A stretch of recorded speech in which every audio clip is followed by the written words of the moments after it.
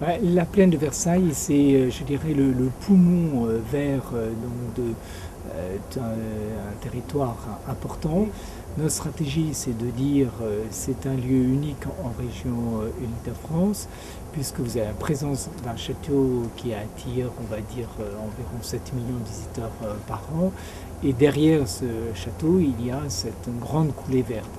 Et donc c'est la mixité des activités de base, qui sont les activités agricoles, les activités, on va dire, fondamentales de ce site, qui va se coupler avec ces activités nouvelles qui permettent de trouver une économie dynamique.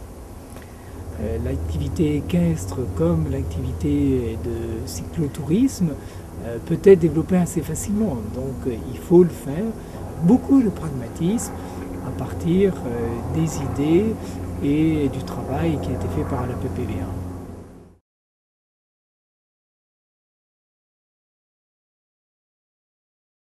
Alors, je dirais que la principale raison, c'était surtout de garder l'unité de ce territoire.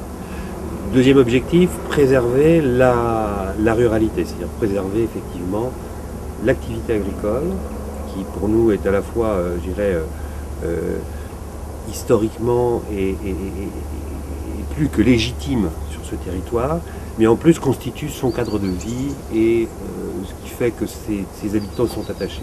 Et si je raisonne en Maulois, en habitant de Maule, on est extrêmement attaché à nos agriculteurs parce qu'en fait, c'est grâce à eux qu'on a un cadre de vie effectivement dans lequel nous aimons vivre, nous aimons respirer, voilà, tout simplement. Enfin, il y a une troisième dimension qui est une dimension patrimoniale.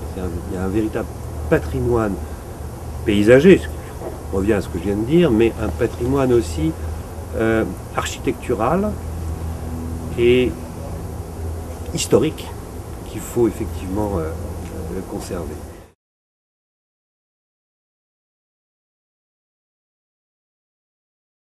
On a la chance d'avoir, j'allais dire, avec cette plaine de Versailles, une pépite en Île-de-France et que nous souhaitons à la fois la protéger, mais la valoriser, parce que on sait que c'est en la valorisant, en ayant peut-être une politique un peu offensive, qu'on arrivera à la protéger. Si les principaux territoires sont toujours consacrés à l'agriculture, par contre, les agriculteurs ne représentent qu'une minorité par rapport à ce que l'on appelle maintenant des rurbains qui sont, comme moi, venus un jour se mettre au vert dans la plaine de Versailles. Et que ce soit les agriculteurs ou que ce soit les habitants venus de plus grandes villes, ils sont tous attachés à la préservation de ce territoire.